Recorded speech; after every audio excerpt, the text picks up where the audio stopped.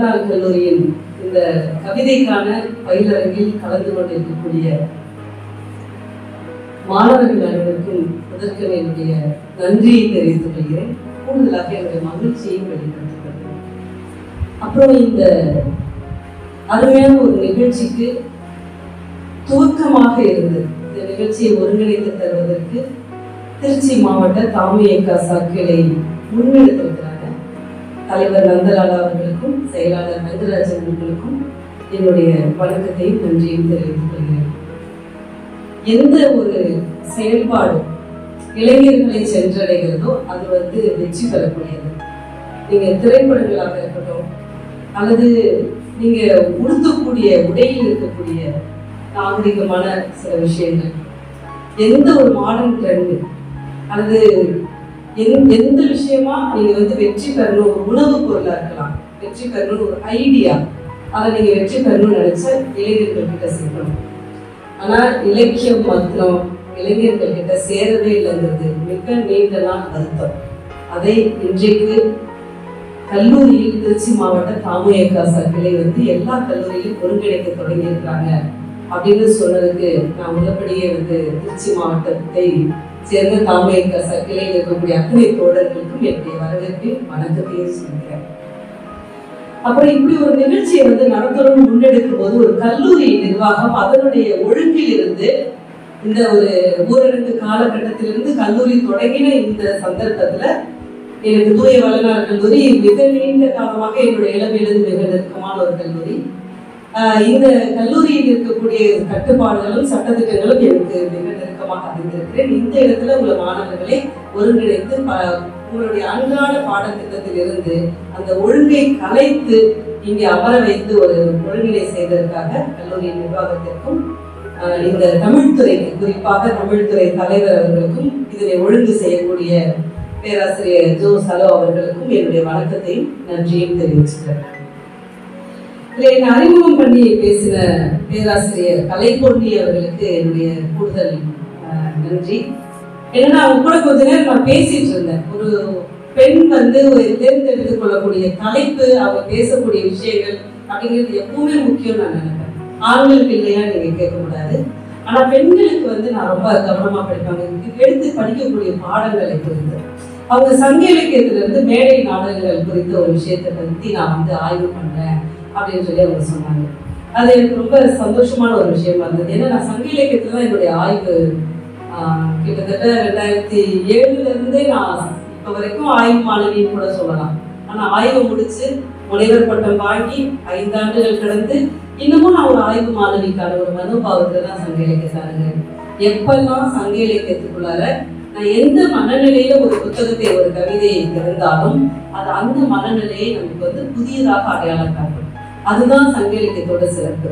ஒரு முக்கியமான விஷயத்தை நீங்க தெரிஞ்சுக்க வேண்டியது என்ன சங்க இலக்கியத்தை குறித்து அப்படின்னு சொன்னா, அது யார் யார் என்ன மனோபாவத்துல அணுகிறோமோ, அறிவியல் பார்வையில, உளவியல் பார்வையில, அல்லது நீங்க விமர்சன பார்வையில, ரசனை பார்வையில, இப்படி எந்த பார்வையில நீங்க சங்க இலக்கியத்தை அணுகினாலும் அத்தனை விதமான கதவுகளையும் திறந்துதல்.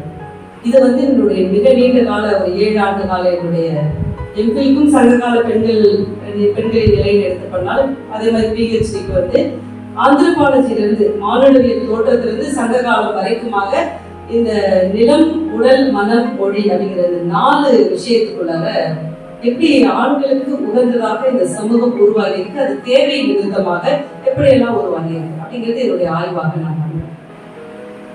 அதுக்கப்புறம் அதை செய்துட்டு இருக்கும் போதே ஒரு குங்குமம் பத்திரிகையை ஒரு தொடர் எழுதினேன். ஒரு 3 ஆண்டு காலம் சங்க பெண் கவிதைகள் அப்படின்னு சொல்லி ஒரு தொடர். அது என்ன பண்ணினேன் அப்படின்னாக்க, அந்த சங்க பெண்பால் புலவர்களை தாயம்மாள் அரவாளனுடைய 45 பேர் அவங்க குறிப்பிட்டாங்க. அதோடு ஒப்பீடு பண்ணி அதுல இருந்து இன்றைக்கு எழுதி கொண்டிருக்கக்கூடிய நான் உட்பட ஒரு 65 பெண்களையும், மேல சில சிறுகதைகள், நாவல், அப்புறம் திரைப்படங்கள், உலக திரைப்படங்கள், இப்படி ஒப்பீடு பண்ணி ஒரு தொடர் எழுதினேன் 3 ஆண்டு காலம். இந்த பயணம் எனக்கு மிகப்பெரிய ஒரு இலக்கியம் குறித்த ஒரு புரிதலை ஏற்படுத்தியது.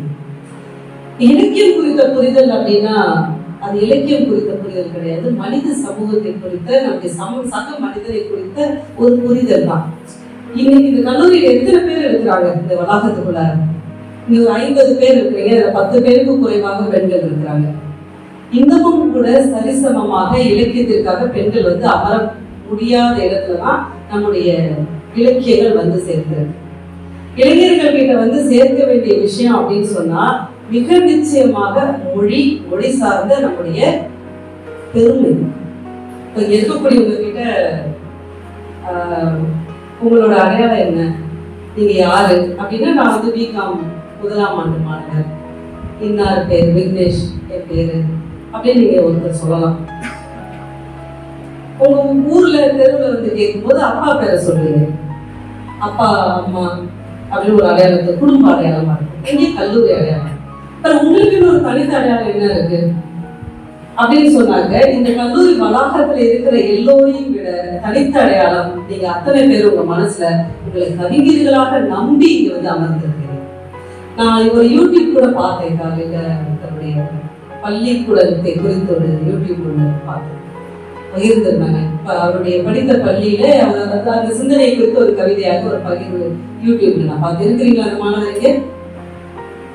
வாழ்த்துக்கள். தொடர்ந்து நீங்க பண்ணுங்க. ஆனா எடுத்த உடனே நீங்க காணொலிக்கு போகணும்னு கூட கிடையாது. இந்த பயிலரங்கம் உங்களுக்கு நன்மைக்காரு. இந்த பயிலரங்கம் உங்களுக்கு என்ன கொடுக்குது அப்படின்னு சொன்னா, நீங்க காணொலி அப்படிங்கிறது இந்த ஒரு டெக்னிக்கலா உங்களுக்கு ஒரு சப்போர்ட் தேவைப்படும். நீங்க அதற்கான காட்சி ஊடகத்தை உருவாக்கி அதுக்கு ஒரு இசையை உருவாக்கி அப்படிங்கும் போது நிறைய விஷயங்களை செய்யுங்க.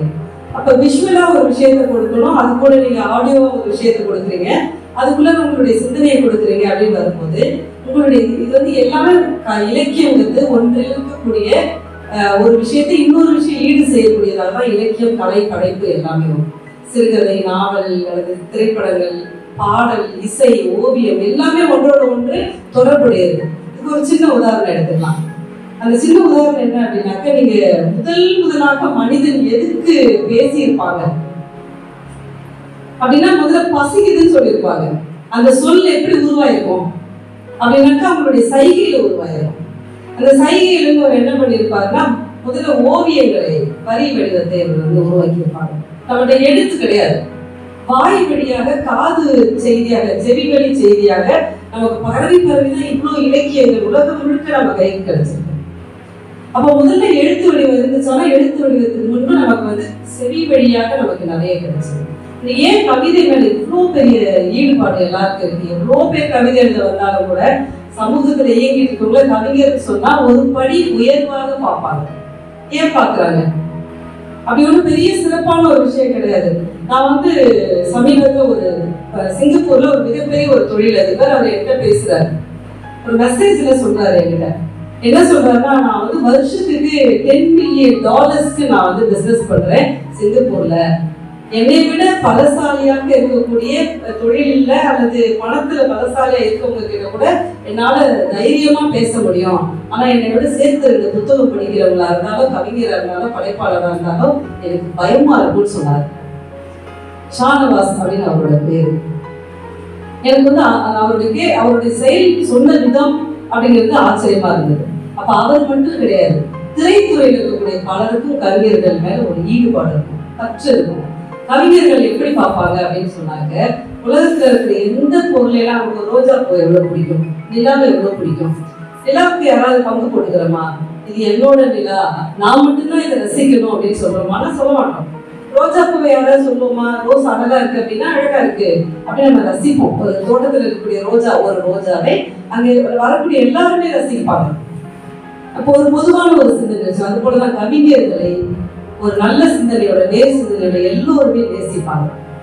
கவிஞர்களை வந்து அந்த அளவுக்கு வந்து நேசிக்கக்கூடிய ஒரு சமூகமா நம்ம ஏன் இருக்கோம்னா, முதலாக நமக்கு பாடல் வழியாக, கவிதை வழியாக எது கிடைச்சிருக்குன்னா, தாலாட்டு வழியாக நமக்கு கவிதைகள் நம்ம கிட்ட வந்து சேர்ந்திருக்கு. தாலாட்டு தான் முதல் கவிதை. அப்புறம் வரிசையை நீங்க யோசிச்சு பாருங்க, உலகம் முழுக்கவே தாலாட்டு வெவ்வேறு வடிவங்கள்ல இருக்கு. அப்ப இந்த கவிதைகள் நமக்கு எப்படி எல்லாம் வடிவங்களா கிடைச்சிருக்குன்னா, நம்முடைய செவிவழி செய்தி அதுதான் சொன்னீங்க. ரொம்ப ஆழமான ஒரு வாசிப்புக்கு இப்ப உட்பட்டு இருக்க காலம் கிடையாதுன்னு எனக்கு தெரியும். ஏன்னா 2ஆம் ஆண்டு 3ஆம் ஆண்டு மாணவர்கள் இருக்கீங்களா, நீங்க நேரடியாக கல்லூரிக்கு வந்ததே இந்த கடந்த 2 ஆண்டுகள் வர முடியல. இப்போ வந்திருக்கிறீங்க. ரொம்ப எடுத்த உடனே உங்களுக்கு ரொம்ப கடினமான ஒரு பாடத்திட்டத்துக்குள்ளாரையோ அல்லது வந்து ஒரு கவிதைனா இதுக்கான டெஃபினிஷன் எவ்வளவு, பெண் எழுத்து இவ்வளவு, இந்த மாதிரி எல்லாம் எழுதுறாங்க அப்படிங்கிற இடத்துக்குள்ளே நான் போல ரொம்ப மேலோட்டமான ஒரு விஷயத்துலதான் உங்ககிட்ட இப்ப நான் சொல்றேன். ஏன்னா நமக்கு தாலாட்டு அப்படிங்கிறது வந்து பெண் அப்படிங்கிற அம்மாங்கிற வழியா தான் நமக்கு கிடைச்சு. நீங்க யோசிச்சு பாருங்க, அம்மா வந்து எத்தனை விதமா அதுக்கடுத்து ஒப்பாரிக்குவாங்க நிறைவு காலத்துல. அதுவும் பெரும்பாலும் எல்லா மரண வீடுகளிலும் ஒப்பாரி பாடுபவர்கள் பெண்களாக இருப்பாங்க. அப்ப பெண்கள் கிட்ட இயல்பாகவே இசை வடிவமாக கவிதைங்கிறது உள்ளார இருக்கு. அப்ப பெண்கள் கிட்டதான் வந்து பெண்களினுடைய மொழியானது பேச்சு மொழி, எழுத்து மொழிங்கிறது ஆண்களுடைய மொழி. அதனாலதான் இன்றைக்கு வரைக்கும் எழுத்தாளர்களாக படைப்பாளர்களாக இருக்கக்கூடியவர்களுடைய எண்ணிக்கை உலகம் முழுக்க ஆண்கள் நிறைய இருப்பாங்க. ஏன்னா கல்வி வந்து ஆண்களுக்கு ரொம்ப சீக்கிரமா கிடைச்சது. ரொம்ப சீக்கிரமா அவங்களுக்கு வந்து நிறைய கல்லூரி, எங்க காலத்துல கூட கல்லூரிகள் ரொம்ப குறைவு. இன்னைக்கு இவ்வளவு கல்லூரிகள் வந்த பின்னாடியும் கூட எத்தனை பெண்கள் இங்க பாருங்க, எவ்வளவு பேர் இருக்கிறாங்க. பெண்கள் கவிதைக்காக வந்து இருக்கிறவங்க அல்லது படிக்க வரவங்களே மிக குறைவானவங்களா இருக்காங்க. அப்ப இந்த மாதிரி பல்வேறு விஷயங்கள் இருக்கிற இடத்துல பெண்கள் வந்து அவுட் ஆஃப் செல்ஃப் படிக்க வரதே கஷ்டம். இன்னைக்கும் அதே தடைகளோட தான் நம்ம படிக்க வர்றோம். வலுக்கட்டாயமா இன்னைக்கு 21 வயசு வரைக்கும் நீங்க வந்து திருமண வயதை வந்து உயர்த்துறோம் அப்படின்னு சொல்றதுக்கு என்ன காரணம், பெண்களுக்கு அப்படியாவது கல்வி கிடைக்கணும் அப்படிங்கிற ஒரு இடத்துலதான் அந்த இடத்துக்கு பேசுறாங்க. அப்போ கல்வி, அடிப்படை கல்விக்கே பெண்கள் தடுமாறி அவுட் ஆஃப் சிலபஸ், நீங்க பாடத்தெல்லாம் விட்டுட்டு அவுட் ஆஃப் சிலபஸ் படிச்சாதான் நம்ம வந்து எழுதுவதற்கான ஒரு புரிதல் நமக்கு ஏற்படும். அப்ப அந்த இடத்துக்கு நம்ம வரணும். அதுக்கப்புறம் எழுதுறதுக்கு வரணும். எழுத வர்றதுக்கு நம்ம வீட்டுல இருக்கவங்க அனுமதிக்கணும், சுற்றத்தார் உறவினர்கள் அனுமதிக்கணும், நண்பர்கள் அனுமதிக்கணும். ஏன்னா அனுமதிக்கிறதுங்கிறது அனுமதி ஆட்டி வாங்க வேண்டியதில்லை. யாராவது ஒருத்தர் என்னத்த நீ எல்லாம் எழுதி அப்படின்னு சொன்ன உடனே பொண்ணுங்க என்ன பண்ணிடுறாங்கன்னா முந்தானையில இப்போ வந்து வேணா ஷால் அப்படின்னு சொல்லலாம் முடிஞ்சு கவிதை பத்திரமா வச்சுருவாங்க. போய் வீட்டுல அம்மா மாத்திரிகள் நீங்க வந்திருக்க பசங்க எல்லாருமே கொஞ்சமாவது படிக்க எழுத தெரிஞ்ச அம்மாவா இருக்கிறாங்க வீட்டுல அப்படிங்கிற மாதிரி இருந்தா கூட கேள்வி அவங்க கவிதையில ஈடுபாடு இருக்கும். அந்த கவிதையோட ஈடுபாடு எப்படி இருக்குன்னு பாத்தீங்கன்னா சினிமா பாடல்கள் இருக்கும். இது எல்லாம் ஏன்னா அந்த பெண்கள் வந்து பாடுவாங்க, ரகசியமா பாத்ரூம்ல பாடுவாங்க, சமைக்கும் போது பாடுவாங்க. அந்த பாடுறது ஆடுறது இதெல்லாம் பெண்கள் வந்து ஒரு குறிப்பிட்ட கட்டத்துல அப்படியே போடி போடி வச்சுருவாங்க. இதுதான் பேசிக்கா பெண்களை குறித்து நீங்க புரிஞ்சுக்க வேண்டிய ஒரு விஷயம். வந்து ஏன்னா நிறைய ஆண்கள் இருக்கிறீங்க, ஆனா எல்லா ஆண்களுக்கு நீங்க வந்திருக்கவங்க கிட்ட உங்களுடைய முதல் ஆசிரியர் யாருன்னு நினைக்கிறீங்க அப்படின்னு கேட்டாக்க உங்க அம்மா தான் சொல்லுவீங்க. உங்களுக்கு உலகத்திலேயே ரொம்ப பிடிச்சவங்க யாருன்னு கேட்டா அம்மா தான் சொல்லுவீங்க. பெரும்பாலும் எல்லாருடைய பதிலும் அப்பா. அப்பாங்கிற பதில் வேணா ஒரு ரொம்ப குறைவான பதிலாக, பெரும்பாலும் அம்மா அப்புறம் பசங்களா தான் எல்லாருமே இருப்பாங்க. சரி, நீங்க எல்லாம் இப்பதான் படிக்கிற வயது இருக்கீங்க, அதனால அம்மா முந்தானை விட்டு இப்பதான் வெளியில வந்திருப்பீங்க, அதனால அம்மாவை சொல்றீங்க அப்படின்னு சொன்னா ஒரு 30 வயது ஆள்கிட்ட போய் கேளுங்க, எங்க அம்மா தான் சொல்லுவாரு. ஒய்ஃபுக்கு பக்கத்துல இருந்தா வேணா சொல்லாம இருப்பாரு. அதுக்கப்புறம் ஒரு 40 வயதா இருப்பாரு, 50ஆ இருக்கட்டும் இல்ல 60ஆ இருக்கட்டும், அப்பையும் போய் அவர்கிட்ட கேளுங்க, உங்களுக்கு முதல் ஆசிரியரா இந்த உலகத்திலே உங்களுக்கு பிடித்த பெண் யாருன்னு கேட்டா எங்க அம்மா தான் எனக்கு ரோல் மாடல் சொல்லுவாங்க. 40 வயதுல இருக்கக்கூடிய ஒரு ஆண் என்ன செய்வார், 40 ஆண்டுகள் திருமணம் முடிஞ்சு கணவன் மனைவி விட்டா குடும்பம் நடத்திருப்பாங்க. அவங்க என்ன செய்வாங்க, எங்க அம்மா வச்ச சாம்பார் மாதிரி உனக்கு இன்னும் வைக்க தெரியல பாரு அப்படின்னு மனைவி கிட்ட சொல்லுவாங்க. இது என்ன நீங்க ஒரு சின்ன விஷயம் புரிஞ்சுக்கணும் அப்படின்னா, பெண்ணினுடைய அடிப்படையான அறிவு அல்லது புரிதல் அப்படிங்கிறது சமையல், கலை, வீட்டை ஒழுங்குபடுத்துவது, கல்வி. உங்களுக்கு கல்விங்கிறது எதை நீங்க நினைக்கிறீங்க அப்படின்னு சொன்னா பாடத்திட்டங்கள் இருந்த கல்வி கிடையாது. ஈன்று குறைந்தறுதல் எத்தலை கடனை, சான்றோன் ஆக்குதல் தந்தைக்கு கடனை அப்படின்னு ஒரு புறநானூறு ஒரு பாடல், பொன்முடியாருடைய ஒரு பாடல். இந்த பாடல் வந்து நீங்க படிச்சிருக்கலாம். அந்த பாடல் என்ன சொல்லுது அப்படின்னாக்க, ஈன்று புறந்தறுதல் என் தலைக்கடனே, சான்றோன் ஆக்குதல் தந்தைக்கு கடனே, வேல் வெடித்து கொடுத்தல் கொல்லருக்கு கடனே, நன்னனை நல்கல் மன்னருக்கு கடனே, ஒளிருவால் அருஞ்சமம் ஒழுக்கி களிர் இருந்து பெய்தல் காலைக்கு கடனே. அந்த பாட்டுல பின்னாடி நம்ம வருவோம். ஒரு ஆண் இளைஞன் எப்படி இருக்கணும் அப்படின்னு சொன்னாங்க, கையில இருக்கக்கூடிய வேல் எடுத்துட்டு போய் ஒரு யானையை வீழ்த்தக்கூடிய வீரம் வலிமை வாய்ந்தவராக இருக்கணும். இன்னைக்கு இருந்தாக்க வேலைக்கு போகணும், நல்லா படிக்கணும், முதல் மாணவனாக வரணும், ஒரு நல்ல போஸ்டிங்ல வந்து செட்டில் ஆகணும். அதுதான் வந்து ஒரு ஆணுக்கு அழகு. இப்பவும் நீங்க வந்து ஒரு பொண்ணு கிட்ட 24 வயசாகுது 23 வயசாகுதுன்னா எப்ப கல்யாணம் அப்படின்னு தான் சுற்றத்தார் கேட்பாங்க. பையனுக்கு 24 வயசு 25 வயசு ஆயிடுச்சுன்னா என்ன இன்னும் வேலைக்கு போலையா? எப்ப வேலைக்கு போற? வேலை கிடைக்கலையா? ஐயோ இன்னும் எவ்வளவு காலம் கழிச்சு நீ வேலை பார்த்து வேலைக்கு சேர்ந்து அப்புறம் கல்யாணம் பண்ணி குடும்பத்தை பார்த்து அம்மா அப்பாவை பார்த்து. ஸோ பசங்களுடைய இடம் எந்த இடத்துல இருக்கு? ஆண்களுடைய இடம் வந்துட்டு வேலையாக தொழிலாக அடையாளப்படுத்தப்படுகிறது. ஈன்று புறத்திருந்த வெண்தலை கடவுள் சொல்லக்கூடிய அந்த களிர்வாள் குளிர்வாள் அறிஞ்சவங்களுக்கு களிர் இருந்து பெயர்தல் காலைக்கு கடமைங்கிறது வந்து அதுதான். ஒவ்வொரு காலகட்டத்துக்கும் ஆண்கள் முன்னாடி இருக்கக்கூடிய ஒரு மிகப்பெரிய ஒரு யானை போல இருக்கக்கூடிய ஏதோ ஒரு போர்க்களத்தில் இருக்கிறதை நீங்க வெற்றி கொள்ள வேண்டியவர்களாக இருக்கீங்க. அப்படி செய்தவனுக்கு வாழ்த்தையும் சிறப்பையும் கொடுக்கக்கூடியவனாக ஒரு மன்னன். மாதாவுடைய கடமை ஆணுக்கு கடமையாக இருக்கு. ஒரு மன்னனாக இருக்கப்பட்டவன் வந்து நன்னடை நல்கணும், அவனுக்கு பரிசுகளை கொடுக்கிறவனாக இருக்கணும், நாட்டுக்கு நல்ல ஆட்சியை கொடுக்கக்கூடியவனாக இருக்கணும். ஒரு மன்னனுடைய செயல்பாடுங்கிறது ஒரு நல்ல ஆட்சி தரக்கூடியவனாக இருக்கணும், அவனுக்கு அது கடமை. ஒரு கொல்லனுக்கு எப்படி இருக்கணும்னா அவன் நல்ல வேல் வெடித்து கொடுக்கிறவனாக இருக்கணும். எந்த செயல் செய்யறோமோ அந்த செயலை சிறப்பா செய்யணும். எந்த வேலை வேணாலும் செய்யுங்க, ஆனா அந்த வேலையை நீங்க சிறப்பா செய்யணும். நம்ம போய் ஒரு ட்ரெஸ் அயன் பண்றோம் அப்படின்னா தொடர்ச்சியாக பல ஆண்டுகள் வந்து துணி தேய்ச்சி அயன் பண்ணி மடிச்சு கொடுக்கக்கூடியவங்களை விட சிறப்பா அந்த வேலை நம்ம செய்ய தேவை. ஒருவேளை கூட்டி வீட்டை கூட்டி சாக்கடையெல்லாம் சுத்தம் பண்ணி பெருக்கி எடுத்து வைக்கணும் அப்படின்னு சொன்னா அந்த வேலையில நம்ம தான் சிறந்தவங்களா இருக்கணும்.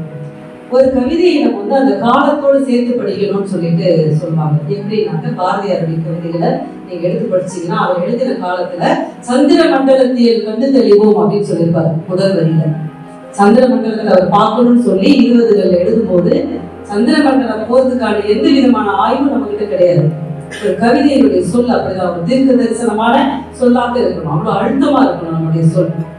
சந்திர மண்டலத்தில் கண்டு தெளிவோம் சொன்ன அடுத்த வரி என்ன அப்படின்னாக்க சந்தி தெருப்பெருக்கும் சாத்திரம் கற்போங்கிறார். சந்திர மண்டலத்துக்கு போய் நமக்கு அதோட அறிவை தெரிஞ்சுக்கணும்னு சொல்றாரு. ஆனா சந்தி தெருப்பெருக்கும் சாத்திரம் கற்போம் அப்படிங்கிறாங்க.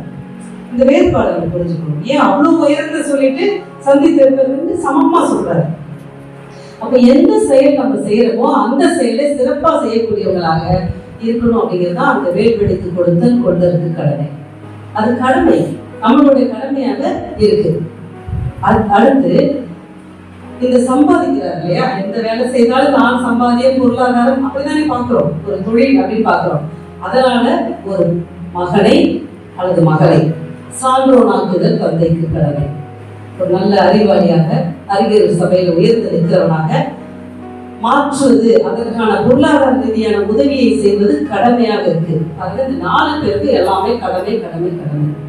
ஆனா முதல்ல சொன்ன ஈற்று புறந்தறுதல் என் தலை கடனே அப்படின்னு சொல்ற இடத்துல வந்து தலையாய கடன் சொல்றாங்க. எல்லாருக்கும் வெறுமனே கடமையாக இருக்கக்கூடிய ஒரு செயல் ஒரு பெண்ணுக்கு ஒரு குழந்தையை பெற்று தருவதுங்கிறது தலையாய கடன். அப்ப அது இன்னொரு முக்கியமான வரி பார்க்கக்கூடிய தமிழ் படிக்கும் போது ரொம்ப நுட்பமா அதுல இருக்கக்கூடிய வரிகளை வார்த்தைகளை அல்லது வார்த்தைகளுக்கு வரிகளுக்கு இருக்கக்கூடிய இடையே இருக்கக்கூடிய இடைவெளியை கூட நம்ம கவனிக்கணும். ஏன் அந்த இடத்துல இடைவெளி இருக்கு, ஏன் இங்க ஒரு கமா வச்சிருக்காங்க அப்படின்னு நம்ம பார்க்கணும். ஏன்னா அந்த கமாவுக்கு ஒரு பொருள் இருக்கும், இடைவெளிக்கு ஒரு அர்த்தம் இருக்கும் அப்படிங்கிறத ரொம்ப முக்கியமானது. அப்ப ஈன்று புறந்தறுதல் என் தலை கடனே அப்படின்னு சொல்ற இடத்துல ஈன்று தருதல் என் தலை கடனே அப்படின்னு சொல்லியிருக்காங்க. ஆனா புறந்தறுதல் ஒரு வார்த்தை போடுறாங்க பாட்டுல, பொன்முடியாருடைய பாடல்ல. அந்த புறந்தறுதல் தான் ரொம்ப கவனிக்க வேண்டிய ஒரு விஷயம். இப்ப இங்க வந்திருக்கிற எல்லாருமே அறிவியல் மாணவர்கள் இருப்பாங்க. ஹைபிஸ்கஸ் அப்படிங்கிற வார்த்தை நீங்க எப்ப படிச்சிருப்பீங்க? 9வதுலயோ 12வதுலயோ படிச்சிருப்பீங்க. ஒரு பொட்டானிக்கல் நேம் நீங்க படிக்கணும் அப்படின்னு சொன்னா அந்த வேரை வந்து நம்ம 9ஆம் வகுப்புலயோ 10ஆம் வகுப்புலயோ 11வதுலயோ படிக்கிறீங்க. இந்த தொழில் ரீதியான தொழில்முறைப்பட்ட சொற்களை கலை சொற்களை கல்லூரிகளை நம்ம படிக்கிறோம். ஆனா செம்பருத்தி அப்படிங்கிற ஒரு பொருளை அல்லது அந்த பூவினை அதனுடைய மருத்துவ குணத்தை அதை நம்ம எங்க பயன்படுத்துறோங்கிற விஷயத்தை எப்ப படிச்சிருப்போம்னா 3 வயதுக்கு முன்னாடி படிச்சிருக்கோம். அம்மா சொல்லியிருப்பாங்க, இது வானம், இது நிலா, இது சாப்பிடலாம் சாப்பிடக்கூடாது, இங்க இறங்கலாம், நெருப்பு சுடும், இன்னைக்கு ஆறு போகுது ஆத்துல இறங்கக்கூடாது, இப்படிதான் உடுத்தணும், இந்த இடத்துல இப்படி தூங்கணும் அப்படிங்கிற வாழ்க்கைக்கு தேவையான உணவு உடை இருப்பிடம் சார்ந்த அடிப்படை தேவையான ஒரு கல்வியை பெற்று தருபவர் அம்மாவா இருக்காங்க. ஒரு சின்ன விஷயம் புரிஞ்சுக்கணும். நான் சொல்லிட்டேன் முதலிய பேச்சு மொழிங்கிறது அம்மாவினுடைய பெண்ணினுடைய மொழி. அம்மா கிட்ட இருந்துதான் பேச்சு மொழி உருவாகுது. ஆனா அது எழுத்து வடிவமாக வரும்போது அது எங்க வந்து நிற்குதுன்னா ஆண்கள் கிட்ட வந்து தொழில்நுட்ப படும்போது. இந்த மொழி தோன்றின காலமும் எடுத்து பார்த்தீங்கன்னா ஓவியங்களாக நம்முடைய பேச்சு மொழியாக சைகையாக உருவான அந்த மொழி பிற்காலத்துல எழுத்து வடிவமா வந்தது. இந்த எழுத்து வடிவமாக வந்ததை நம்ம திரும்ப என்ன பண்றோம் பாருங்களேன். உலகம் முழுக்க நிறைய திரைப்படங்கள் உருவாகுது. அவர் பண்ணது அதுதான், காட்சிப்படுத்துறாரு. இந்த காட்சிப்படுத்துறது தான் நம்முடைய ஆதி வடிவம். ஒரு விஷயத்தை எனக்கு வயிறு பசிக்குதுங்கிறத சைகையில சொல்லிடலாம், தலை வலிக்குதுன்னு சைகையில சொல்லலாம். உலகம் முழுக்க நம்ம போய் பயணப்படுவதற்கு எத்தனையோ மொழிகள் இருக்கிற இடத்துல எல்லா மொழியும் கத்துக்கிட்டு நம்ம போக முடியாது. நீங்க ஆங்கிலம் படிச்சாலும் சில குறிப்பிட்ட நாடுகளுக்கு போகும்போது ஆங்கிலத்தினுடைய பயன்பாடு ஒன்றுமே கிடையாது. எத்தனையோ நாடுகள்ல ஆங்கிலம் தெரியவே தெரியாது, அடிப்படையே தெரியாது. நான் வந்து 2008 ரொம்ப முன்னாடி கூட கிடையாது, 2008 நான் சைனாக்கு போகும்போது எந்த இடத்துலயுமே ஒரு போர்டுல கூட நான் வந்து பேர் பலகைகள்ல கூட எங்கேயுமே வந்து ஆங்கிலம் பார்க்கணும். அந்த கடை என்ன கடைன்னு தெரிஞ்சுக்கிட்டு உள்ள நுழையிறதே கொஞ்சம் தடுமாற வேண்டியிருக்காங்க. வச்சிருக்க பொருள்களை பார்த்து நம்ம உள்ள போய் நுழைச்சு வாங்க வேண்டியிருக்கு. இப்போ வரைக்கும் அப்படிதான் நிறைய நாடுகள்ல. அப்போ ஆங்கிலத்தினுடைய பயன்பாடு அப்படிங்கிறத விட மொழியினுடைய பயன்பாடுங்கிறது எப்போனா சைகை வழியாக காட்சி வழியாக இருக்கு. இந்த காட்சிங்கிறது முதல் தோற்றம், எழுத்து வரி அப்படிங்கிறது கடைசியாக உருவாக நாகரிகத்தின் கடைசி தோற்றம். இந்த எழுத்து கவிதை அப்படிங்கிற இடம் இருக்கு இல்லையா, இது கடைசி தோற்றம் தான். அப்ப மனித மன உணர்வு தான் அடிப்படையான ஒரு விஷயம். இந்த கவிதை, இலக்கியம், உரைநடை அப்படி இது எல்லாமே என்ன செய்யுது அப்படின்னா நம்ம கூட இருக்கக்கூடிய ஒரு நண்பனை, சக மனிதனை ஒரு படி மேலாக நீங்க புரிஞ்சுக்கிறதுக்கு தான் கவிதை பயன்படுது. இவ்வளவே கொடுத்தான். நம்ம ஏன் கவிதை எழுதணும், ஏன் கவிதை வாசிக்கணும்? எவ்வளோ பேர் எழுதிக்கிட்டே இருக்காங்க. 2000 வருஷத்துக்கு மேல இந்த மொழியில எத்தனை பேர் எழுதியிருக்காங்க. நம்ம ஏன் திரும்ப இன்னமும் உட்காந்து எழுதுற விஷயம் இருக்கா? அவங்க சொல்லாத எதையாவது நம்ம சொல்லிட போறோமா? அப்புறம் ஏன் எழுத தோணுது? நம்ம ஏன் அப்படின்னா அந்த மரபில் நம்ம வந்திருக்கிறோம். உங்க அம்மா மட்டும் கிடையாது, அம்மாவுக்கு முந்தின எத்தனையோ தலைமுறையில் இருக்கக்கூடிய ஒரு கவிதை எழுதுபவராக இருக்கிறார். எனக்கு அந்த ஆணவம் உண்டு, எப்பவுமே பெருமையை கூட சொல்ல மாட்டேன், இந்த ஆணவம் உண்டு. தமிழ் அப்படிங்கிறதுதான் உலக மொழிகளிலே ஒரு மிக உயரிய மொழியாகவும் அந்த மொழியில ஒருத்தி எழுதியிருப்பா 45 பேர். நீங்க உலக மொழியில இருக்கக்கூடிய பெண்பார் புலவர்கள் எல்லாம் எடுத்துக்கங்க. இந்த பெண்பார் புலவர்களை எடுத்து பார்த்தீங்கன்னா ஒவ்வொரு நாட்டிலையும் நீங்க அவங்களுடைய வரலாறு தொட்டீங்கன்னா சாஃபோல தொடங்கும். கிரேக்க இலக்கியத்துல சாஃபோ அவங்களுடைய கவிதைகளை நீங்க சிறப்பாக சொல்லுவாங்க. பல்வேறு விஷயங்களை, உளவியல் சார்ந்த பல்வேறு விஷயங்களை பேசுனாங்க. அவங்க காலகட்டத்தில் ஒரு மிகப்பெரிய ஒரு இயக்கமாக, கவிதைக்கான இயக்கமாக, ஒரு பயிற்சி பட்டறை நடத்தக்கூடிய ஒரு இடமாகவே, ஒரு தனித்தீவாகவே அவங்க வச்சிருந்தாங்க. அப்புறம் அவங்களே போல பிற்காலத்தில் எழுதினவங்கன்னு சொல்லிட்டு சீனாவை சேர்ந்த ஒரு பெண்ணை சொல்றாங்க, லெனின் சாய் அப்படின்னு ஒருத்தரை சொல்றாங்க.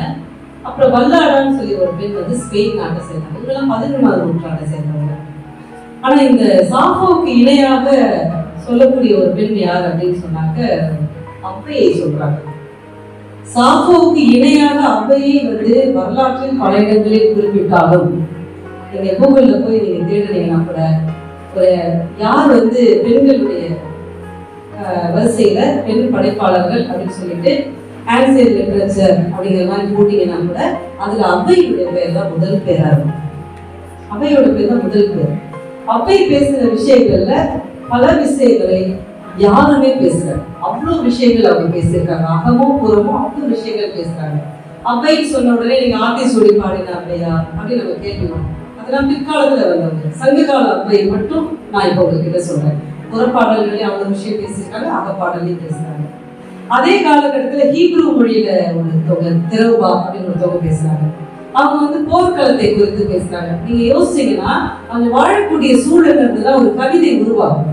ஹீப்ரு அப்படிங்கும் போது நீங்க யோசிச்சு பாருங்க, அந்த நாடு எப்படி இருந்தது, அங்க இருக்கக்கூடிய பிரச்சனைகள் என்னவாக இருந்தது. பிற்காலத்துல ஒரு நாடே இல்லாம போய் திரும்ப நாடு உருவாகுது யூதர்களுடைய ஒரு காலகட்டத்துல. இன்றைக்கு பாத்தீங்கன்னா அந்த நாட்டுக்குள்ள உள்ள நுழைஞ்சு நீங்க வெளியில வரணும் அப்படின்னாக்க அவ்வளவு ஒரு கட்டுக்கோப்பான பல்வேறு சட்டத்திட்டங்கள் இருக்கு. அது மிகச்சிறிய ஒரு நாடு, சென்னை அளவுக்கு தான் அந்த நாட்டினுடைய நில பரப்பு.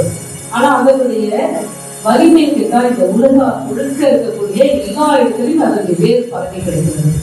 ஏன் அது நடந்திருக்கிற அரசியல்ங்கிறது மிகப்பெரிய விஷயம். ஆனா அங்க கூட கவிதைக்கான வலிமையான சொல் மிக குறைவாகத்தான் இருந்தது. சமஸ்கிருதத்தை பெருசா கொண்டாடி நம்ம சொல்றோம். ஆனா அங்கே பேசப்பட்ட கேலா அபாலா அப்படின்னு சொல்லி கிட்டத்தட்ட ஒரு 13, 14 பேர் 18 பேர் வரைக்கும் கூட பெண்களை சொல்றாங்க. லோபமுத்திரை, இந்திராணி அப்படின்னு பல்வேறு பெயர்கள் சொல்றாங்க. அவங்களாம் என்ன பேசுனாங்க அப்படின்னு சொன்னாக்க ஒரே ஒரு விஷயம் தான் பேசுறாங்க. நீ உனக்காக நான் காத்திருக்கேன், என் கூட நீ சேர்ந்துக்கோ. நான் உனக்காக இந்த இடத்துல இருக்கிறேன், நீ என்னை விட்டு போயிடாத. என்னுடைய கணவன் வேற ஒரு மனைவி மேல விருப்பம் வச்சிடக்கூடாது, எப்பவுமே என் மேல அன்பா இருக்கணும். நான் இத்தனை வருஷமா இருக்கிறேன், நீ என்கிட்ட அன்பா இல்லை. இவ்வளவுதான் அவங்களுடைய கவிதைகள்ல பேசப்பட்ட விஷயம்.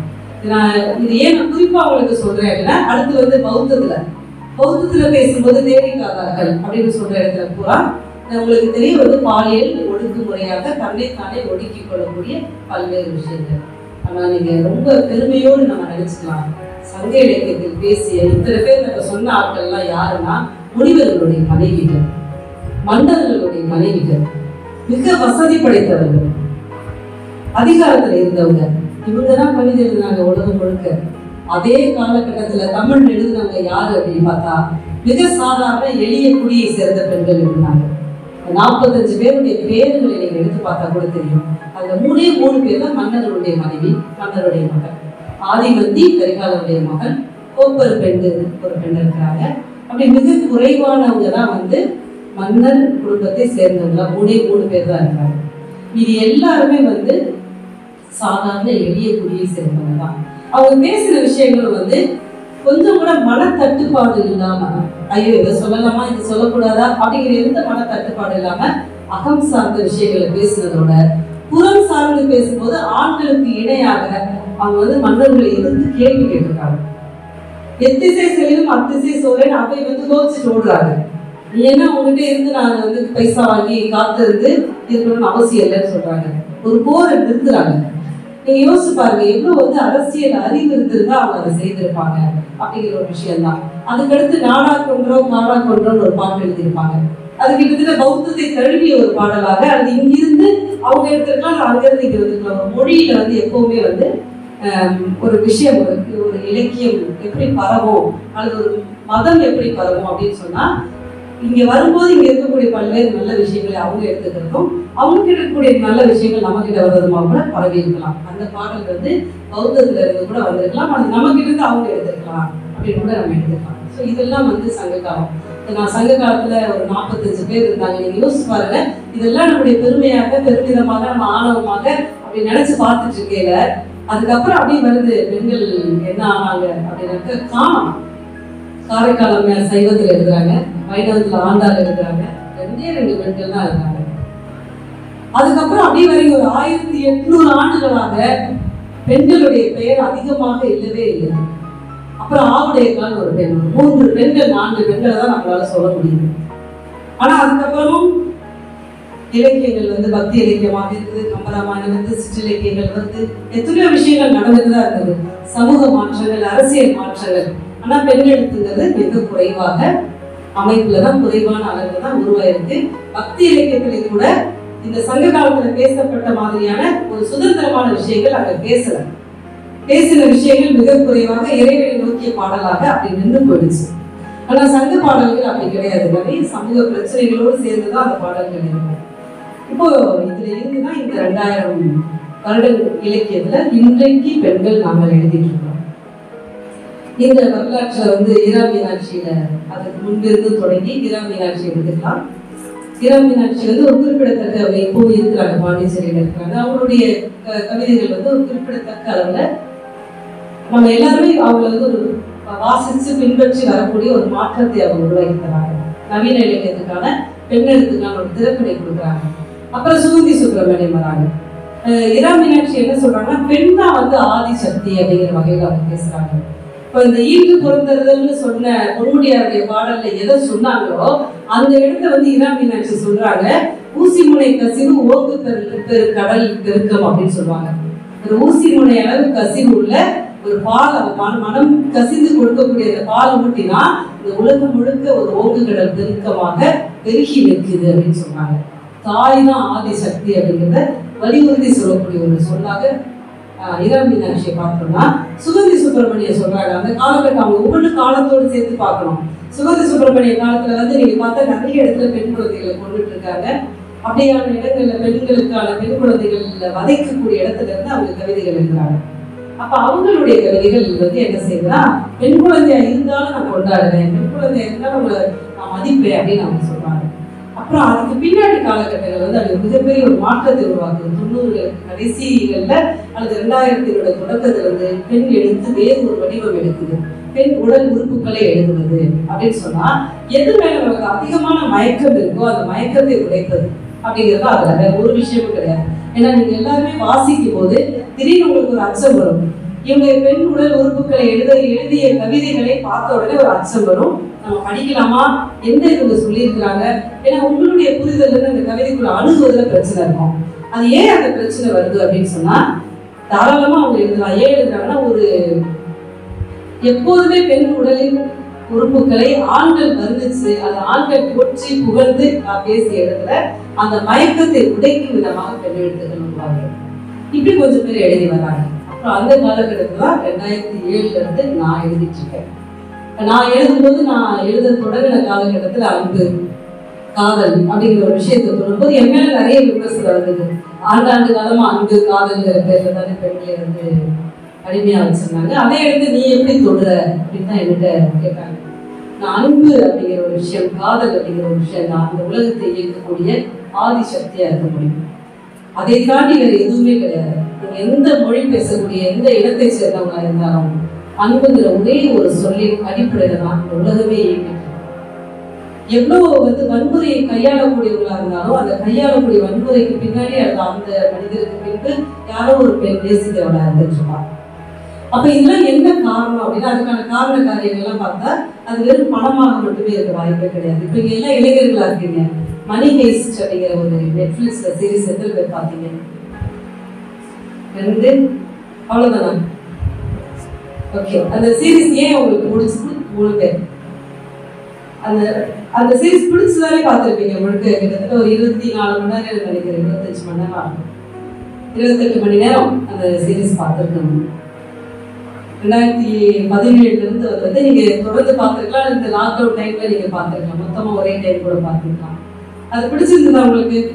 ஏன் பிடிச்சது அப்படின்னா, இந்த உலகம் முழுக்க அந்த மணி ஹெய்ஸ்ட் அப்படிங்கிற ஒரு சீரீஸை கொண்டாடுறாங்க அப்படின்னு சொன்னா அதற்கு பின்னாடி இருக்கக்கூடியது அங்க கொள்ளையடிக்கிற பணமும் அல்லது அதனுடைய காட்சி அமைப்பும் கிடையாது.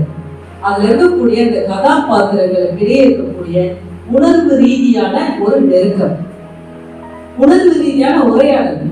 அடுத்த செகண்ட் உயிரோடு இருப்பாங்களான்னு தெரியவே தெரியாது. ஆனா அவங்க கிட்ட ஒரு அன்பு இருக்கும், காதல் இருக்கும், அதற்கான ஒரு பொசசிவ்னஸ் இருக்கும், போராட்டம் நடந்துட்டு இருக்கும்.